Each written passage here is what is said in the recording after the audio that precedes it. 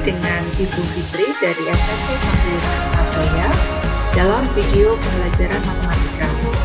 Pada video kali ini kita akan membahas materi tentang permutasi dan kombinasi. Nah, untuk jenjang SMP memang materi ini tidak diberikan di dalam pembelajaran di tingkat SMP. Tetapi bagi kalian yang suka atau gemar mengerjakan soal-soal, khususnya soal-soal yang sering keluar di dalam lomba matematika, maka banyak sekali soal-soal yang kalian akan sering temui, dan untuk penyelesaiannya itu menggunakan konsep permutasi dan kombinasi. Maka bagi kalian yang ingin mempelajari, kalian bisa menyaksikan video ini supaya kalian lebih mudah dalam mengerjakan soal-soal. Nah, baik, materi ini permutasi dan kombinasi ini memang biasanya antara permutasi dan kombinasi ini banyak siswa yang mengalami kesulitan untuk membedakan soal mana yang berkaitan dengan permutasi dan soal mana yang berkaitan dengan kombinasi, karena memang ada kemiripan dari dua jenis materi ini. Maka bagaimana cara membedakannya? Silakan mengikuti pembahasan pada video ini. Mari kita mulai untuk pembahasan kita. Nah, untuk lebih jelasnya, kalian harus paham dulu apa itu permutasi dan kombinasi. Permutasi itu adalah cara penyusunan objek dengan memperhatikan urutan. Kalau kombinasi itu cara penyusunan objek dengan mengabaikan urutan, atau urutannya adalah urutan yang bebas. Jadi antara permutasi dan kombinasi ini adalah dua hal yang bisa dikatakan saling berlawanan. Nah, untuk lebih mudah memahaminya, di sini Ibu akan memberikan contoh ya, antara permutasi dan kombinasi. Misalkan kalau saya punya 3 huruf, misalkan huruf A, huruf B, dan huruf C. Dari 3 huruf ini misalkan saya ambil 2 huruf secara acak. Ada berapa cara kalau dari 3 huruf ini diambil 2 huruf? Nah, kalau dengan permutasi, maka di sini cara yang bisa disusun kalau ini diambil 2 huruf, berarti kemungkinan yang bisa kita susun yaitu A dan B. Bisa juga A dan C, atau B, C. Atau bisa juga B dan A. Terus C, A, atau C, B.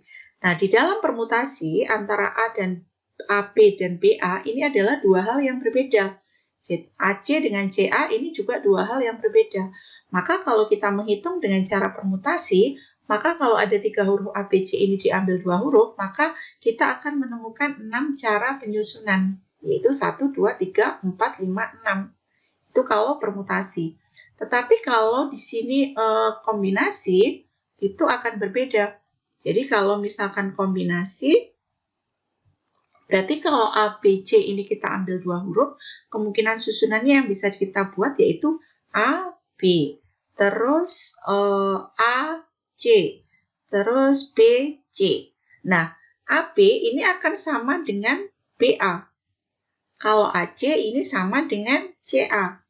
Kalau BC ini sama dengan CB. Jadi antara AB dan BA ini kita hitung satu cara. Begitu juga AC dengan CA, BC dengan CB ini satu cara. Maka kalau kita hitung dengan kombinasi, maka dari 3 huruf ini diambil 2 huruf, ini kita menemukan 3 cara ini. Ini cara pertama, cara kedua, dan ini cara ketiga. Jadi kalau dengan permutasi kita menemukan 3 cara. Nah, itu untuk memudahkan dalam pemahaman. Jadi sekali lagi permutasi itu memperhatikan urutan. Jadi AB dengan BA ini dihitung 2 cara yang berbeda.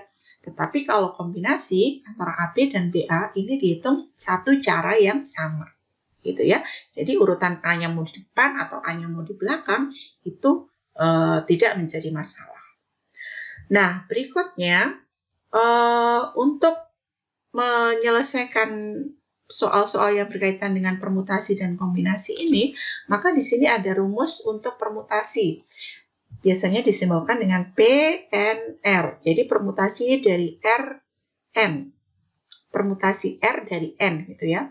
Ini cara menghitungnya adalah N faktorial dibagi N min R faktorial. Ini rumus untuk permutasi. Kalau rumus untuk kombinasi, biasanya kita simbolkan dengan C. Kombinasi R dari N itu adalah N faktorial dibagi dengan N min R faktorial kali R faktorial. Jadi perbedaannya di bagian penyebut ini. Kalau kombinasi harus kita kalikan lagi dengan R-nya. Nah, di sini ada simbol faktorial, maka kalian harus paham dulu ya, apa itu yang dimaksud dengan faktorial, N faktorial.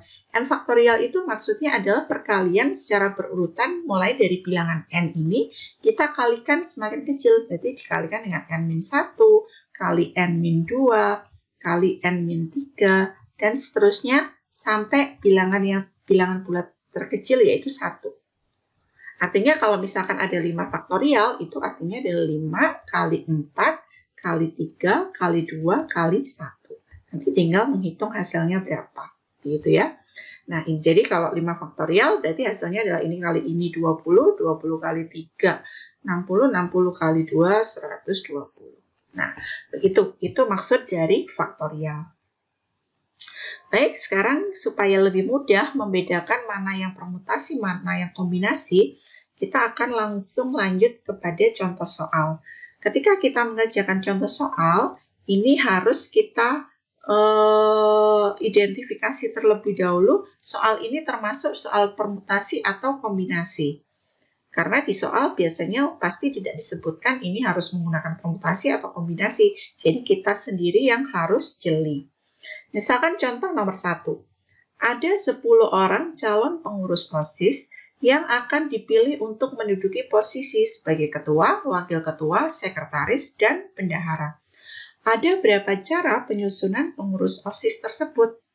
Nah, ini jadi ada 10 orang mau dipilih, ada yang sebagai ketua, ada yang wakil ketua, ada sekretaris, ada bendahara.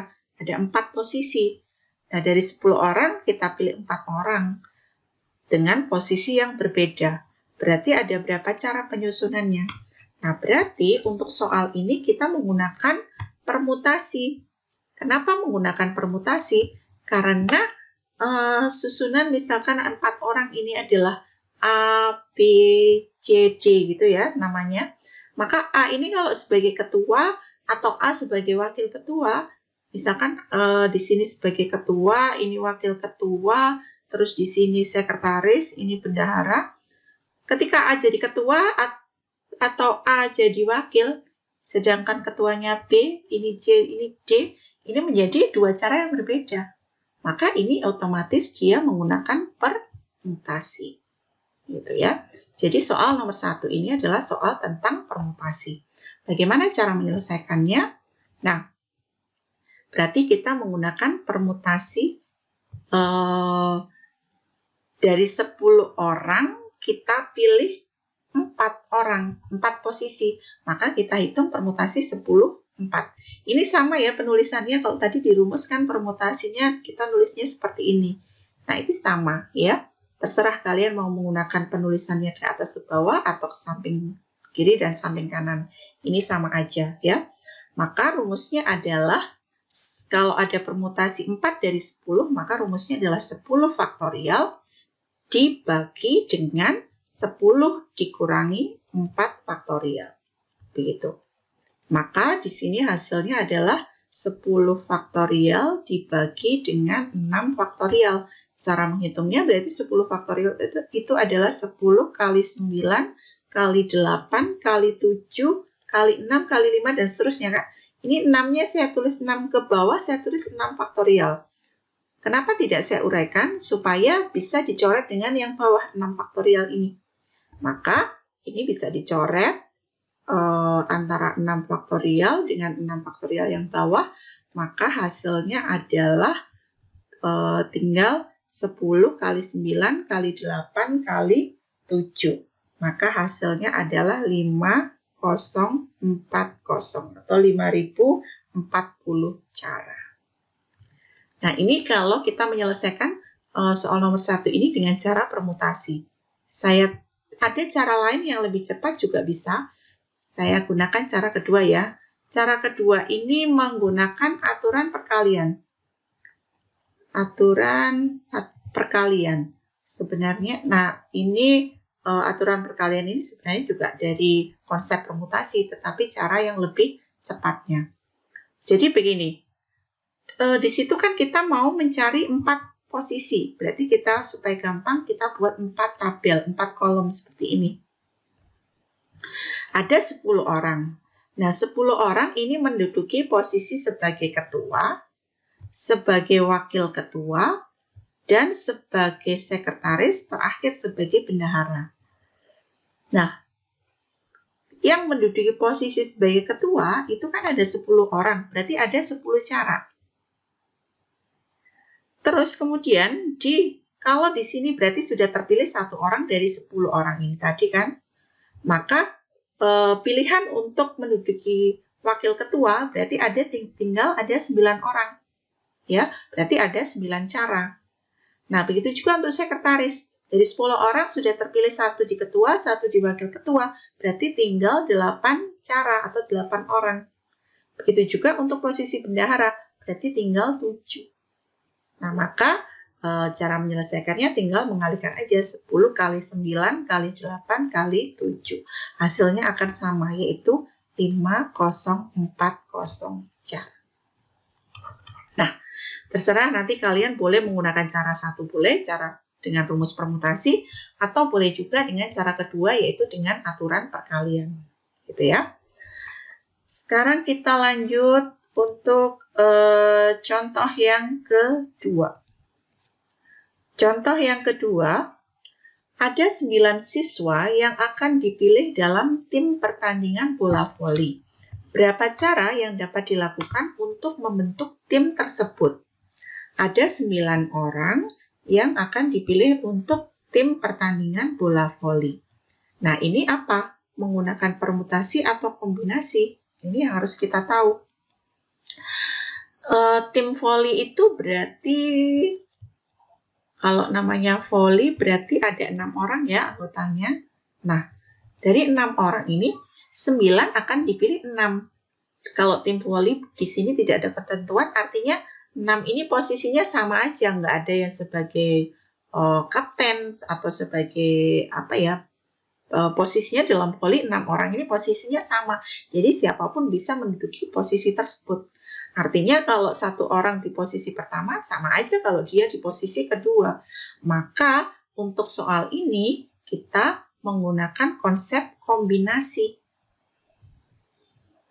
Ya, karena itu tadi posisi untuk pertandingan bola voli itu untuk setiap posisi sama, ya. Jadi kalau ada 6 orang, misalkan A, B, C, D, E, F, ada 6 orang terpilih, sama aja kalau A menduduki di posisi yang kedua, B-nya di posisi pertama, itu sama aja, ya. Ini tetap dihitung satu urutan, gitu, ya. Nah, sekarang jadi kombinasi. Kombinasi dari berapa dengan berapa? Dari 9 orang dipilih 6 orang. Maka kita menghitung kombinasi 6 dari 9. Caranya adalah 9 faktorial dibagi 9 min 6 faktorial kali 6 faktorial. Rumusnya begitu kalau kombinasi. Berarti 9 faktorial dibagi 9 kurangi 6 berarti 3 faktorial kali 6 faktorial. Nah, ini 9 faktorial berarti bisa diuraikan 9 kali 8 kali 7 kali 6 faktorial per 6 faktorialnya supaya bisa dicoret dengan bawah ini ya. 3-nya kita uraikan 3 kali 2 kali 1 kali 6 faktorial. Jadi 6 faktorialnya bisa dicoret-coret. Berarti hasilnya tinggal 9 kali 8 kali 7. Terus ini bisa juga dicoret ya. Kalau ada yang bisa dicoret, boleh dicoret. 9 kita coret dengan 3, dapat 3. 8-nya kita coret dengan 2, dapat 4. 7-nya tetap. Berarti 12 kali 7. 12 12 kali 7 berarti hasilnya adalah 84 cara. Ya, ketemu. Ini soal tentang kombinasi. Sekarang kita lanjut lagi ke soal yang berikutnya. Soal yang ketiga. Dalam sebuah ruangan tersedia 6 kursi dan ada 10 orang yang akan duduk di kursi tersebut. Sebuah kursi hanya bisa digunakan oleh 1 orang.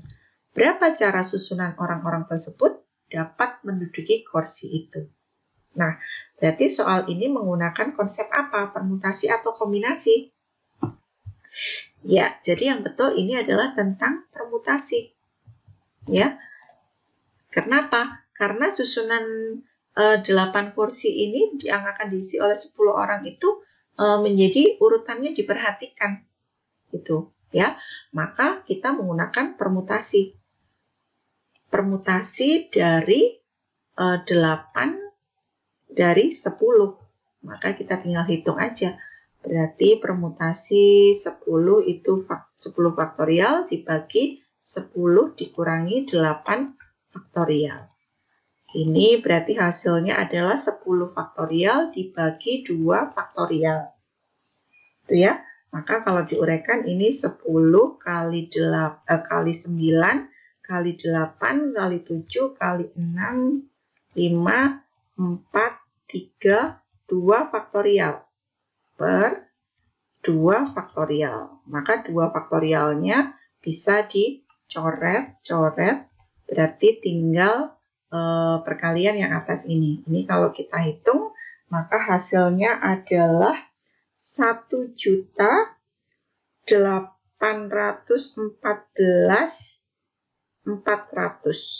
cara. Nah, ini kalau mau pakai cara permutasi. Kalau mau pakai aturan perkalian apakah bisa? Bisa juga. Jadi kalau mau pakai cara yang kedua ya. Jadi ini cara yang pertama. Ini cara pertama. Kalau cara yang kedua, ini berarti pakai aturan perkalian. Di situ kan 8 kursi. Berarti kita buat 8 buah kolom. 1, 2, 3, 4, 5, 6, 7, 8. Cara pertama dari 10 kursi. Berarti ya kemungkinan pertama 10.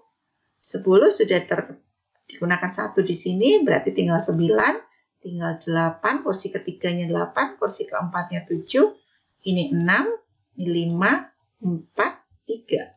Sudah, kita tinggal kalikan semua, ini maka ketemu 1.814.400 cara. Nah, ini caranya seperti itu. Terus berikutnya contoh yang keempat. Dalam sebuah kantong berisi 5 bola merah dan 3 bola hitam. Jika diambil 2 bola secara acak, yang A, berapa cara terambil 2 bola warna merah? Nah, kalau soal seperti ini termasuk soal apa? Kombinasi atau permutasi? Kan kalau di dalam kantong itu ada, di sini kalau diibaratkan di sini ada kantong, di situ ada 5 bola merah dan 3 bola hitam, gitu kan ya. Dari ini mau diambil 2, berarti 2 ini bebas. Kalau nomor 1 ya bola merah kan. Dari 5 bola merah ini mau diambil 2, berarti kan bebas, bola yang mana saja boleh. Artinya urutan bola pertama dengan bola kedua tidak diperhatikan. Kalau begitu, soal ini berkaitan dengan kombinasi. Nah, untuk pertanyaan yang A, berapa cara terambil 2 bola warna merah? Ya udah, berarti kombinasi antara, karena bola merahnya ada 5 dan diambil 2, ya berarti kita tinggal hitung kombinasi antara 5 dan 2. Berarti hasilnya adalah 5 faktorial dibagi 3 faktorial kali 2 faktorial. Saya langsung aja ya, 3 faktorial itu 5 dikurangi 2. Maka hasilnya adalah 5 kali 4 kali 3 faktorial dibagi 3 faktorial kali 2 faktorial itu 2 kali 1. Berarti ini bisa dicoret si 3 faktorialnya. Terus 4 bisa coret dengan 2, dapat 2. Maka hasilnya adalah tinggal 5 kali 2. Berarti 10 cara. Yang B. Kalau sekarang berapa cara terambil 2 bola warna hitam? Ya sama aja, berarti kalau warna hitamnya ada 3, berarti ya kombinasi 2 dari 3. Berarti 3 faktorial dikurangi 3 kurangi 2 itu 1 faktorial kali 2 faktorial. Berarti di sini 3 kali 2 faktorial per 2 faktorial. 1 faktorial itu hasilnya 1 ya. Maka ini bisa coret-coret, berarti hasilnya adalah 3 cara. Yang C, berapa cara terambil 1 bola merah dan 1 bola putih? Nah, kalau tadi 2 bola dengan warna yang sama untuk soal yang A dan B. Kalau soal yang C ini, dari 2 bola yang terambil ini tadi, satunya merah, satunya putih. Nah, gimana caranya? Berarti, nah di sini ada kata penghubung dan. Kalau di dalam matematika, dan itu artinya adalah kali. Gitu ya. Maka cara menghitungnya, ya udah kita tinggal kombinasi antara bola merah. Merahnya ada 5. Berarti 5, 1. Dikalikan kombinasi bola putihnya. Bola putihnya ada 3 dengan 1. Ya, kita tinggal hitung masing-masing. Berarti kombinasi 5 faktorial itu adalah 5 faktorial dibagi 4 faktorial kali 1. Sedangkan kombinasi 31 itu berarti 3 faktorial dibagi 2 faktorial kali 1. Hasilnya adalah 5 faktorial itu berarti 5 kali 4 faktorial ya, per 4 faktorial. Sedangkan yang 3 faktorial itu 3 kali 2 faktorial per 2 faktorial kali 1. Satunya berarti nggak usah ditulis. Boleh. Berarti hasilnya adalah ini coret-coret, ini coret-coret, maka hasilnya tinggal 5 kali 3. Berarti 15 cara. Nah, ini soal untuk nomor 4. Sekarang kita lanjutkan untuk contoh yang nomor 5. Untuk soal nomor 5, dalam sebuah jamuan makan malam sebuah keluarga, terdapat 8 orang, yaitu ayah, ibu, dan 6 anak, dengan posisi duduk melingkar. Posisi ayah, ibu, dan anak pertama selalu duduk bersebelahan. Bagaimana cara formasi duduk yang mungkin terjadi? Kita identifikasi satu persatu ya. Di sini ada beberapa hal yang perlu diperhatikan. Dalam sebuah jamuan makan malam terdapat 8 orang. Nah, 8 orang itu posisi duduknya melingkar. Di mana posisi ayah, ibu, dan anak pertama itu harus duduk bersebelahan. Nah, jadi kalau dituliskan ya, 8 orang ini kan terdiri dari ayah, ibu, terus anak pertama, terus anak yang kedua, anak ketiga, anak keempat, anak kelima, dan anak yang keenam. Kan begitu ya? Nah, di sini posisi dari 3 orang ini harus duduk bersebelahan. Sedangkan yang lain bebas. Dari anak kedua sampai anak keenam ini bebas duduknya. Tetapi antara ini harus duduk bersebelahan. Bagaimana cara penyusunannya? Nah, di sini otomatis menggunakan permutasi. Tetapi di sini posisi duduknya melingkar. Maka di sini ada istilah menggunakan permutasi siklik. Nah, apa itu permutasi siklik? Permutasi siklik ini biasanya digunakan untuk menghitung susunan yang dimana susunannya itu posisinya melingkar. Kalau yang permutasi biasa itu biasanya berjajar. Berjajar aja kayak duduk tadi kursi yang berjajar. Tapi kalau posisinya melingkar, jadi 8 orang ini duduknya dalam posisi yang melingkar seperti ini. Ini mejanya, mereka duduknya di sini. Maka kita menggunakan permutasi siklik. Nah, rumus dari permutasi siklik ini adalah rumusnya adalah n-1 faktorial. Nah, ini rumusnya ini yang akan kita pakai. Di mana n-nya ini adalah jumlah anggota atau objek yang duduk melingkar ini tadi. Gitu ya. Maka di sini berarti ada berapa objek? Nah, si 3 orang ini tadi, ayah, ibu, dan anak pertama, ini kita hitung satu objek. Kenapa? Karena dia harus selalu berdampingan. Nah, anak kedua ini berarti objek yang kedua, ketiga, 4, 5, 6. Nah, berarti ada 6 objek. Gitu ya. Maka permutasinya yang kita hitung adalah permutasi siklik. Kita menggunakan permutasi siklik, berarti 6 min 1 faktorial. Nah, tapi belum selesai di sini. Nah, 3 orang ini, si ayah, ibu, dan anak yang pertama ini kan duduknya harus bersebelahan. Tetapi bersebelahannya pun bisa dengan beberapa cara. Bisa ayahnya di pinggir di sini, ibunya di tengah, anak pertama di sini. Bisa juga ayahnya yang di tengah, ibunya yang di pinggir sini. Nah, berarti kan bisa disusun dengan beberapa cara juga. Nah, ini cara menghitung banyaknya susunan. Tinggal ada 3, berarti tinggal 3 faktorial gitu.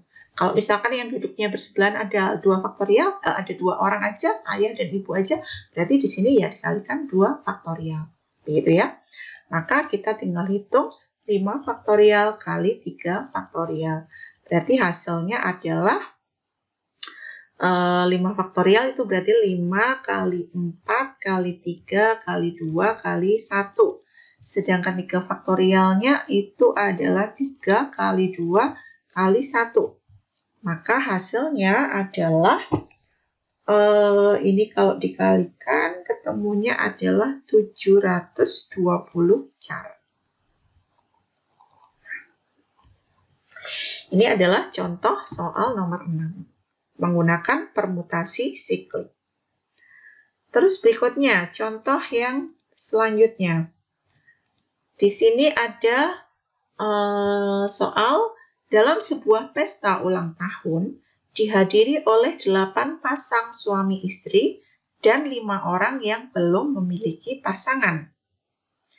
Jika semua yang hadir melakukan jabat tangan kecuali dengan pasangannya sendiri, maka berapa banyak jabat tangan yang terjadi? Nah, ini tentang jabat tangan, itu berarti berkaitan dengan permutasi atau kombinasi. Namanya jabat tangan itu kan berarti selalu terjadi antara 2 orang, ya kan? Nggak mungkin jabat tangan langsung dengan sekali jabat tangan dengan 3 orang gitu kan nggak mungkin. Jadi biasanya namanya jabat tangan ya 2 orang. Misalkan antara A dan B ya udah 2 orang itu. Nah, namanya jabat tangan kalau A dan B jabat tangan itu kan kita hitung satu kali. AB dengan BA itu kan kita hitung sama. Berarti untuk soal jabat tangan ini berarti menggunakan konsep kombinasi. Karena namanya jabat tangan antara A dan B, AB dengan BA itu kan sama. Gitu ya. Maka kita menggunakan konsep kombinasi. Nah, sekarang untuk menyelesaikannya kita coba gambarkan. Di situ ada 8 pasang suami istri. Ada 8 pasang orang suami istri ya, dan 5 orang, 8 pasang, dan 5 orang, kan gitu. Namanya 8 pasang, itu berarti terdiri dari suami dan istri, berarti ada 2, kalau 8 pasang berarti 2 kali 8, berarti 16 orang. Sedangkan yang 5 orang ini tadi sendiri berarti tetap 5 orang. Total berarti di dalam pesta tersebut dihadiri oleh 21 orang, kan gitu. Nah, normalnya kalau dari 21 orang ini ada berapa jabat tangan yang terjadi? Coba kita di sini sebenarnya ada syarat yang harus kita perhatikan, yaitu kecuali dengan pasangannya sendiri. Tapi kita perhatikan nanti dulu. Sekarang kita hitung banyaknya jabat tangan yang terjadi kalau kondisinya normal.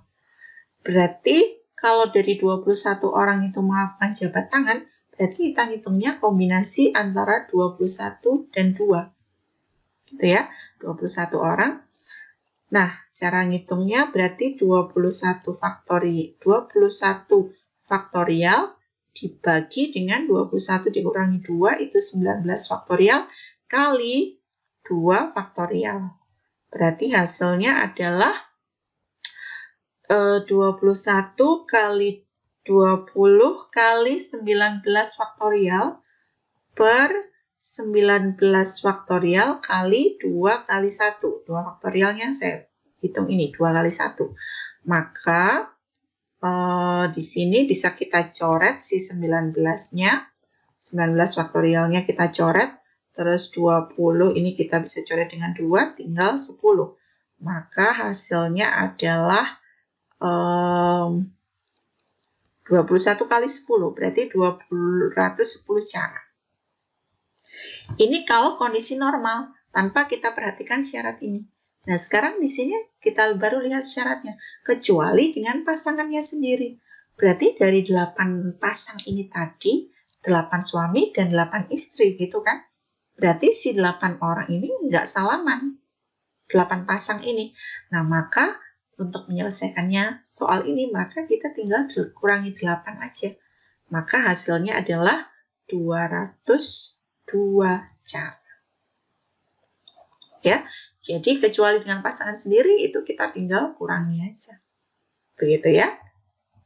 Ini soal nomor 6. Sekarang kita lanjut ke soal berikutnya. Soal nomor 7. Plat nomor suatu kota terdiri dari 4 huruf dan 4 angka yang berbeda. Setiap plat nomor selalu diawali dengan huruf AG, diikuti 4 angka dan 2 huruf lagi di belakang yang berbeda. Ada berapa banyak plat nomor yang dapat disusun sesuai aturan tersebut? Nah, untuk menyelesaikan soal ini sebenarnya udah jelas soal tentang permutasi, ya kan? Jadi karena susunan yang berbeda, artinya urutannya diperhatikan. Kita bisa menggunakan rumus permutasi atau bisa juga menggunakan aturan perkalian. Nah, ini akan lebih mudah apabila kita menggunakan aturan perkalian. Jadi kan di situ plat nomor itu selalu diawali dengan huruf AG, ya kan? Jadi selalu diawali dengan huruf AG, kemudian diikuti dengan 4 nomor yang berbeda. Saya buat di sini 4 kolom. 4 kolom yang berbeda dan diikuti lagi dengan 2 huruf. Di sini ada 2 huruf lagi. Begitu kan? Nah, di sini adalah angka. Jadi di sini angka, sedangkan yang di sini adalah huruf. Nah, huruf ini harus berbeda dari 2 huruf yang di depan. Nah, sekarang kita lihat di sini angka. Namanya angka itu berarti kemungkinannya ada angka 1, 2, 3, 4, 5, 6, 7, 8, 9, dan 0. Gitu kan? Nah, angka berarti ada 10 angka. Nah, 10 angka ini misalkan berarti di kolom yang pertama ini bisa diuji dengan 10 angka ini atau 10 cara ini.